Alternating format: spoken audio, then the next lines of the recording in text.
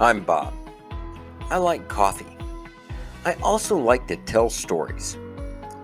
So here at the Bobcast Coffee, it's time for a coffee break. So take a coffee break with me and pour yourself a cup of your favorite Joe.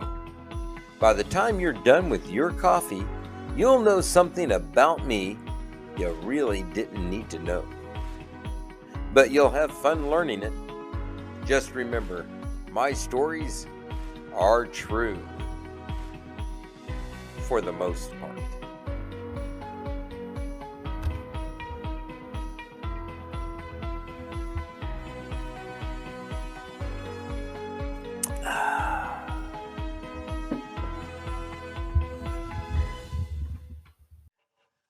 Hey, welcome back to Bobcast Coffee, where you get to hear about stories of my life that really you didn't need to know, but they're hopefully fun hearing. So today we're going to start off with a swig of coffee out of a new coffee mug. This is the Chickasaw Cultural Center mug. So down south, most halfway or 2/3 of the way down to Texas from Oklahoma City, you will find the Cultural Center. Fabulous place. If you haven't been there, if you get a chance, please go. One of the best kept secrets, I guess, of Oklahoma. I don't know if it's a secret or not, but more people need to go. It's well worth the time. Now, besides having a very cool looking mug, it does help get coffee from the mug to the mug. And it happens to be what? This is end of, wait, is today the 1st? Nope, tomorrow's the 1st. So this is the end of June. Yes, June 30th. Tomorrow will be the 1st of July. Which means we should tell a Christmas story. Actually, no, it doesn't. It just happens to be what came on my mind. So, I don't think I could even give you a good year for this. It would be in the late 70s. I had just started driving, so I guess I was about 16. And, wow, that was a long time ago.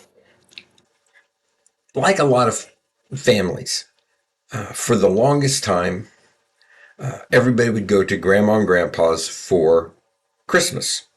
And it would be either Christmas Day, every now and then we'd do a Christmas evening, but mostly Christmas Day, or as we got older, they would push it out maybe a few days before, a few days after, that sort of thing. But we were having Christmas. This is possibly a couple of years or so after my grandfather had died. So my grandmother is still living in Seminole, and we were doing all the big, holidays down there. We, Thanksgiving, Christmas, just like always, we'd all, the family from everywhere would come in. And this Christmas, we had everybody. So my dad, his brother, and his sister, and then all of their kids were all there. And like normal, we had Christmas waiting for us back at the house. So we just took a few gifts to exchange amongst the family. So for the majority of it, everybody would drive in. We would, spend the day, eat way too much food, have all sorts of pies, and then we'd open presents. And if this sounds familiar, I'm sure it is that way for so many families, and it's a beautiful tradition. When my grandfather died, well, that's a bummer of a Christmas story. Well, no, it's the start. When my grandfather died, it started to change the dynamic of the family. But my grandmother, sweet, adorable, very strong woman, love her with all my heart. She wanted to keep that going, and we did for several years. And I'm trying to remember, this would be very late in the 70s. I was about 16. I just started driving, and we all, yeah, I was, no, wait, I'd be 17 at the time, because my grandfather died when I was 16. I think this is a year later. As my dad tells me, my grandmother never liked to spend money. She had a couple of dresses, a couple of pairs of slacks, some blouses, and that's it. She just didn't spend money on frivolous things like clothes. She kept a very clean and neat house. She also was a very, very good cook. So when you went to grandma's, it was always lots of food, lots of fun. There'd be, you know, classic Christmas dishes and pies to go on forever. I'm sure my brain blows this way out of proportion. In a good Southern term, just bless her soul. She had the biggest grin, and I never understood until after. It's just like this was the most fun she'd ever had. We're just exchanging gifts. It's Christmas. It's beautiful.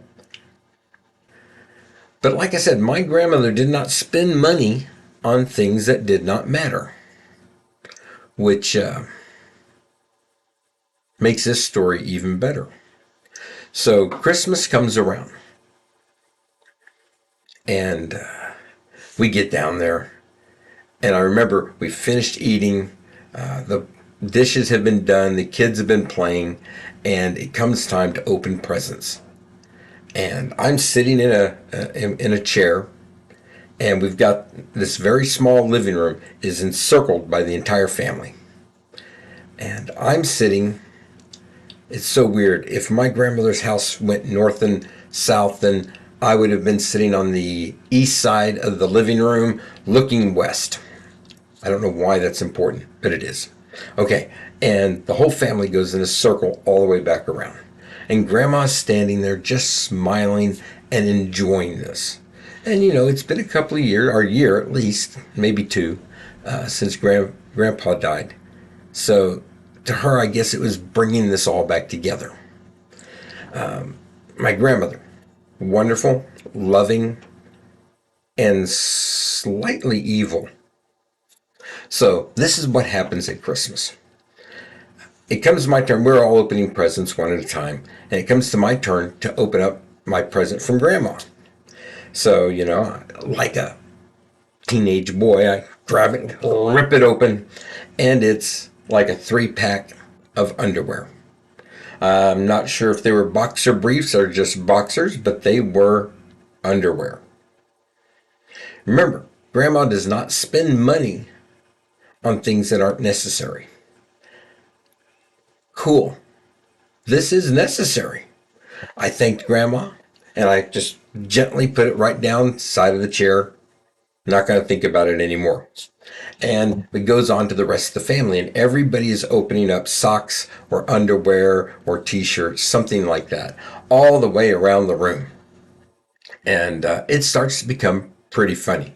And now every time someone, the next person opens up Grandma's gift, we're all laughing, what kind? And, they're showing the package. It's pretty funny. And my grandmother is just beaming.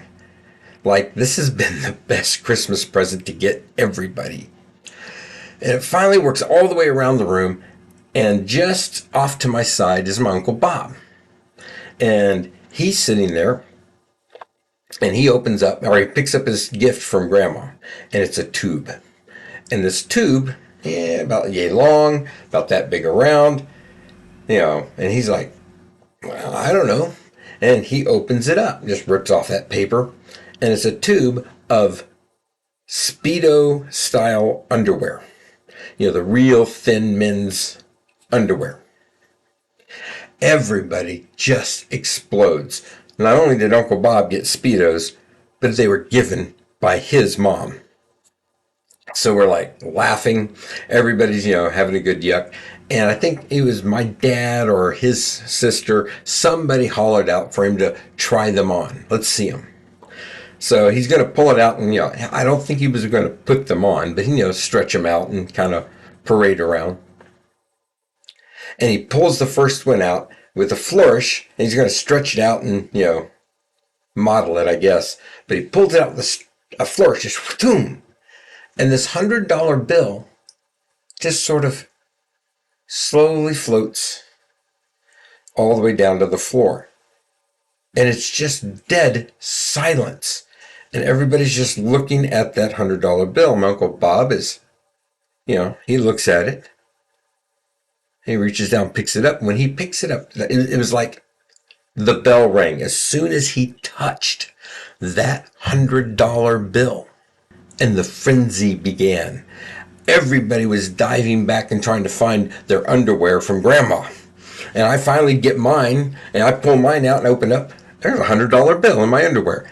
Everybody in the family got a $100 bill with their underwear or t-shirts or whatever they got. It was hilarious.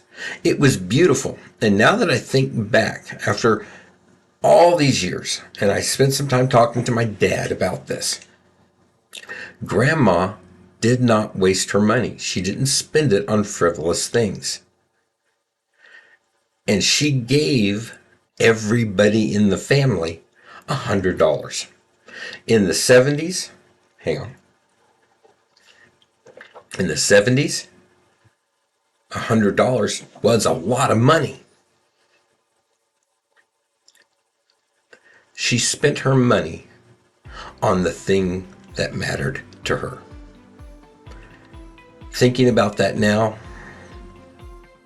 what a beautiful gesture. What a wonderful thing to do. So, we're halfway to Christmas. Start saving up your money. Maybe surprise your family with a surprise gift. I don't know. But one thing's for sure. That's a memory I'll never forget.